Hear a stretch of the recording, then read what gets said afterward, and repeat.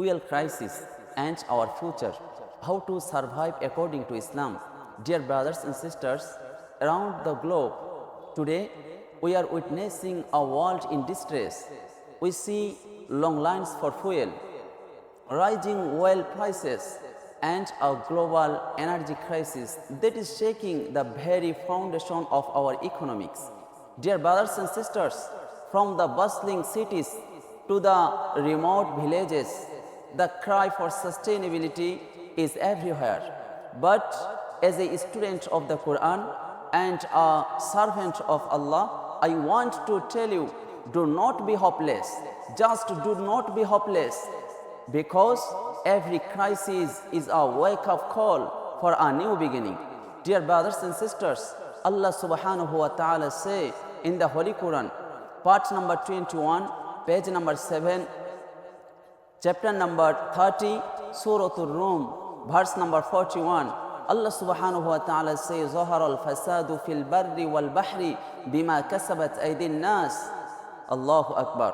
Corruption has appeared throughout the land and sea by resorts of what the hands of people have earned.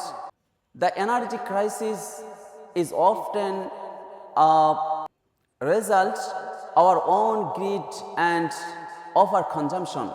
Dear brothers and sisters, we have forgotten the balance of nature that Allah subhanahu wa ta'ala created. But the solution is also hidden in the Holy Quran. Allah subhanahu wa ta'ala say in the Holy Quran, part number 30, page number 17, line number 13, chapter number 94, Surah Al-Inshirah, verse number 5 and 6. Allah subhanahu wa ta'ala say, فَإِنَّ مَعَ الْعُسْرِ يُسْرًا إِنَّ مَعَ الْعُسْرِ يُسْرًا. For indeed, with hardship will be ease. Indeed, with hardship will be ease. Subhanallah.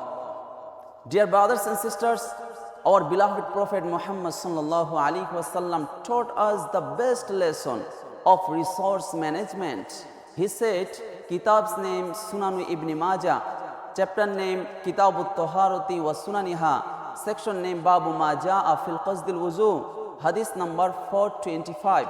This hadith authority by Abdullah bin Amr radiyallahu anhu. قال النبي صلى الله عليه وسلم لا تسرف ولو كنت على نهر جار. Our beloved Prophet Muhammad sallallahu alaihi wasallam say, do not waste water, even if you are at a running stream. Subhanallah. Dear brothers and sisters, what is the salvation? How do we solve this? Number one, we must practice moderation and live an israf-free life by reducing unnecessary consumption. Number two, we must look for alternative energy. Number three, we need global unity. Number four, finally, we must return to Allah. Dear brothers and sisters, the leaders and the citizens of the world, this world crisis is not just a problem of numbers.